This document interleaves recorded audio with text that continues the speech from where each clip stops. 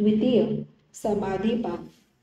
ऋषी पतंजलींनी कैवल्य प्राप्तीसाठी जी साधना सांगितली आहे तिला अष्टांग योग म्हणतात. योगाची 8 अंगे अशी: यम, नियम, आसन, प्राणायाम, प्रत्याहार, धारणा, ध्यान व समाधी. पतंजली ऋषींनी बाह्य जीवनासंबंधी 5 यम किंवा व्रते सांगितली आहेत. अहिंसा, सत्य, अस्तेय म्हणजे चोरी न करणे, ब्रह्मचर्य व अपरिग्रह म्हणजे संग्रह न करणे. त्याचप्रमाणे आंतरिक जीवनासंबंधी त्यांनी 5 नियम सांगितले आहेत. शौच म्हणजे शुचिता, संतोष, तप, स्वाध्याय व ईश्वर प्रणिधान. राजयोगाच्या साधनेची सुरुवात क्रियायोगाने होते. क्रियायोग म्हणजे तप, स्वाध्याय व ईश्वर प्रणिधान या 3 नियमांचे पालन करणे. शरीर मनाच्या गरजा पुरवणे पण वासनांना आवर घालणे म्हणजे तपाचरण. कोणतेही अति टाळून मध्यमार्गी अंतर्मुखी सहज नैसर्गिक जीवनशैली म्हणजे तपाचरण. स्वतःच्या नियमितिक जीवनाचे अवलोकन आणि योग ग्रंथाचे वा आध्यात्मिक वाङ्मयाचे नित्य अध्ययन म्हणजे स्वाध्याय आणि ईश्वर तत्वाला सर्व काही समर्पण करण्याची वृत्ती म्हणजे ईश्वर प्रणिधान. क्रियायोगाने जीवनातले क्लेश किंवा पुरुषाची बंधने क्षीण होतात असे ऋषी पतंजली सांगतात. हे क्लेश 5 आहेत: अविद्या, अस्मिता, राग, द्वेष आणि अभिनिवेश. या 5 क्लेशांच्या व्याख्या ऋषी पतंजलींनी दिल्या आहेत. अविद्या म्हणजे अनित्य, अपवित्र, दुःख, अनात्म गोष्टींना अनुक्रमे नित्य, पवित्र, सुख व आत्म मानणे.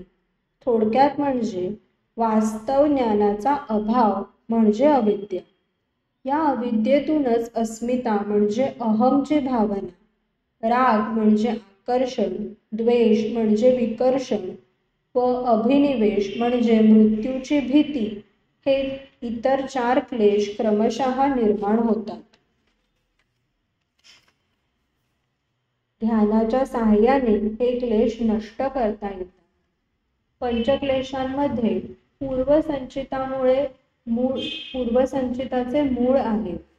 वर्तमान आणि भावी जन्मात हे संचित भोगावे लागते. अविद्येतून क्रमशः अस्मिता, राग, द्वेष व अभिनिवेश प्रसव पावतात. उलट्या क्रमाने म्हणजे प्रतिप्रसवाने प्रथम अभिनिवेश, मग द्वेष, नंतर राग, त्यानंतर अस्मिता आणि अखेर अविद्या नाहीशी करता येते. प्रतिप्रसवाच्या या 5 पायऱ्या योगमार्गात निश्चितच मार्गदर्शक ठरतात.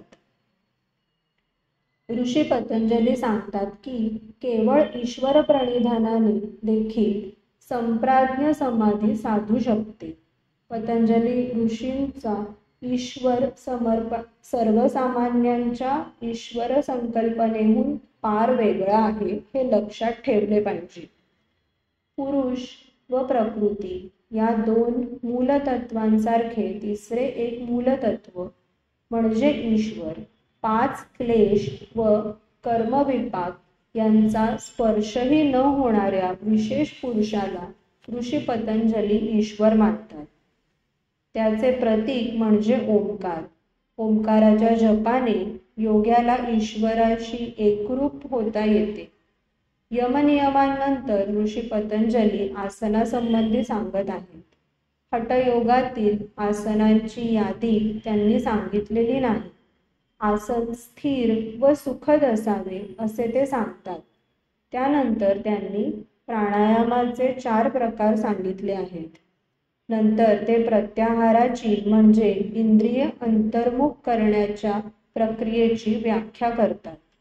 यम, नियम, आसन, प्राणायाम, प्रत्याहार हे योगाचे बहिरंग मानतात. बहिरंगाची चर्चा झाल्यावर ऋषी पतंजली आता अंतरंगासंबंधी सांगत आहेत. धारणा, ध्यान व समाधी ही योगाची 3 अंगे म्हणजे योगाचे अंतरंग. धारणा म्हणजे एखाद्या विषयावर चित्त केंद्रित करणे.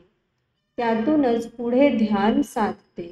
ध्यान म्हणजे धारणेच्या विषयाशी चित्ताची एकतानता साधणे. ध्यानातूनच समाधी साधते. समाधी म्हणजे ध्यानाची प्रक्रिया व ध्यान करणारा मी या दोन्हीचे ध्यान विषयाशी एकतान होणे. कोणतीही आध्यात्मिक साधना जन्मोजन्मी केली तरच फळते. म्हणूनच ऋषी पतंजली सांगतायत की साधना दीर्घकाळ, निरंतर व आदरपूर्वक करायला हवी. साधनेतील 9 अडचणी व त्याची 4 लक्षणे यांची यादी योगसूत्रात दिलेली आहे. या अडचणी दूर करण्यासाठी एकतत्वाचा म्हणजे ओंकाराचा अभ्यास सांगितला आहे. त्याचप्रमाणे चित्त स्थिर व शुद्ध करण्यासाठी 6 वेगवेगळे उपाय ऋषी पतंजलींनी सुचवले आहेत.